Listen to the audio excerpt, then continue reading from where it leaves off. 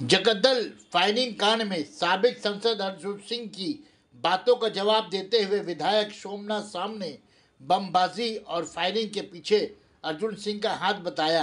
आइए सुनते हैं उन्होंने क्या कहा।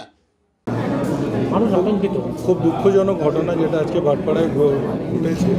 অশোক শাহ আমাদের দলের একজন একনিষ্ঠ কর্মী এবং ভাটপাড়ার 12 নম্বর ওয়ার্ডের উনি ওয়ার্ড প্রেসিডেন্ট ছিলেন।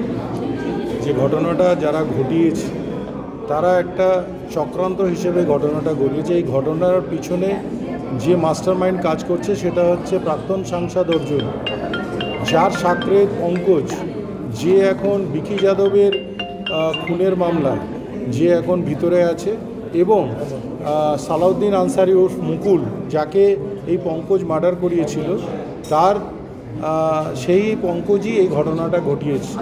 কেন আকাশের ভাই সজল প্রকান্তে দেখা গেছে গুলিতে চালাতে যে সেই চালিয়েছে, তো সেখানে এটা প্রকাশ্যে প্রমাণিত যে এটা পঙ্কজ করেছে এবং পঙ্কজ আজকের দিনে অর্জুনের আশ্রিত।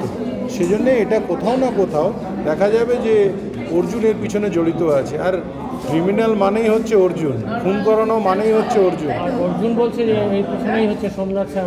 সোমনাথ শাহের এখানে কোনো ভূমিকা নেই। সোমনাথ শাহ খুন করায় না। সোমনাথ শাহ মানুষের সাথে মানুষের পাশে থাকা। খুনের রাজনীতিটা অর্জুন করে, আর এখনও অনেক রকম খুনের চক্রান্ত করে যাচ্ছে, সেটাও খুব শিগগিরই পর্দাফাশ হবে। পঙ্কজের সঙ্গে মিলে এবং জেল গেটে যে আজ থেকে 7 দিন আগে অর্জুন সকালবেলা 11টার সময় বিহারে গেছে এবং বিকেলবেলা বিহার থেকে চলে এসেছে, সেটাও পুলিশকে জানানো হয়েছে এবং পুলিশ তদন্ত করছে।